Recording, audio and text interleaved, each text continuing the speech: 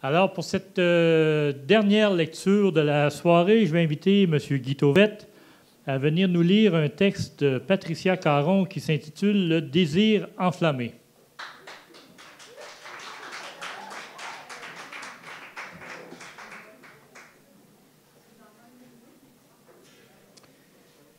Bastien, profite de ton adolescence. Ça va être les meilleures années de ta vie, me disait papa. Est-ce ma génération, la Y, qui modifie le paramètre? Je ne vois rien d'amusant à avoir 15 ans, à être boutonneux, solitaire et à habiter Saint-Barnabé. Depuis la mort tragique de mon père, ma mère noie sa tristesse en travaillant d'arrache-pied pour boucler les fins de mois, ou plutôt, elle utilise cette méthode, question de ne pas revenir à cette réalité qui fait si mal. Autant dire que présentement, je suis orphelin psychologiquement et livré à moi-même.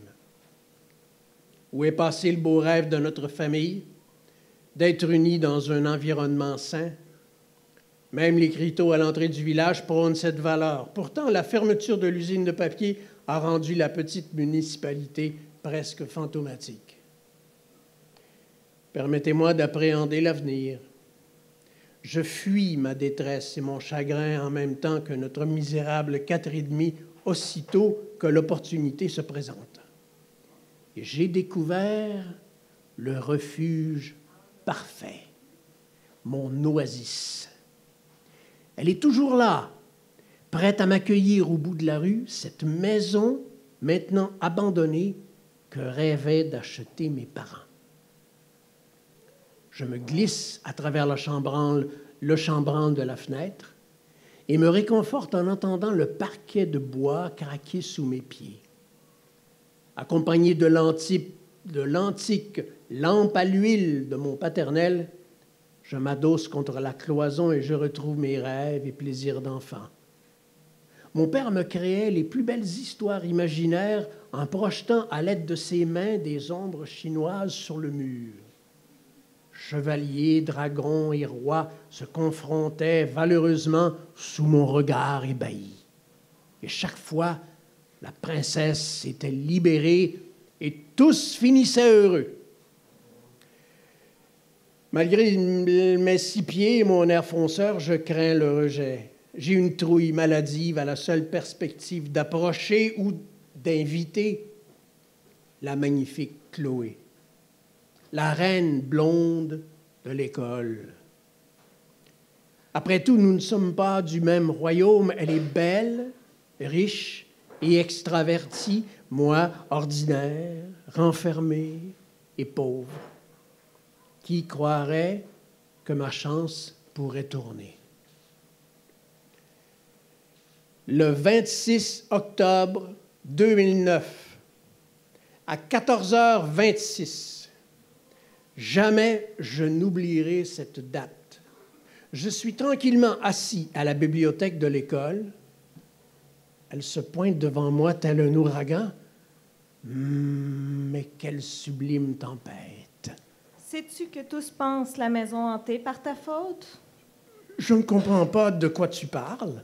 Les ombres, les monstres que nous apercevions de la fenêtre.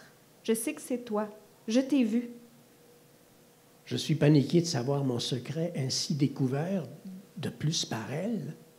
Mon sort est entre ses mains, celui d'être ridiculisé par tous les autres élèves de l'école, ou pire, qu'elle me déteste. J'espère qu'elle ne voit pas mon trouble. Oh, elle me sourit. Je fonds et je recommence à respirer. Elle me supplie de lui montrer comment je réalise ce phénomène ce soir, précisément. Mon cœur palpite, mes mains sont moites et mes jambes sont en guenilles. Néanmoins, je détiens un rendez-vous avec l'élu de mon cœur. Pourquoi ai-je accepté? Je vais me ridiculiser. Nerveux, maladroit, avec la peur au ventre, mais euphorique, je l'attends. J'arpente de long en marge le corridor de mon refuge. J'entends un bruit, donc je me précipite à la lucarne. Comble du malheur dans ma course, Je percute la lanterne du bout de ma semelle, le bois est trop sec, l'huile trop dispersée. En un instant, le feu embrase la pièce. Non! Impossible de l'arrêter. La voix de Chloé me sort de ma transe de contemplation. Mon passé, mon futur et tant d'espoir qui partent en fumée. Elle me contraint férocement à sortir du brasier. Je ne peux qu'admettre ma maladresse et abandonner le navire.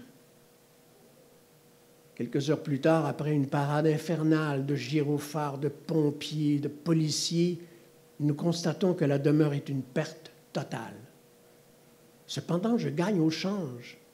Mon originalité en matière de rencard me conduit à un baiser enflammé. Décidément, mon père ne s'est peut-être pas trompé. Après tout, la princesse de mes contes de fées est venue à ma rescousse, et ce n'est pas toujours au chevalier de faire tout le sale boulot. Patricia Caron.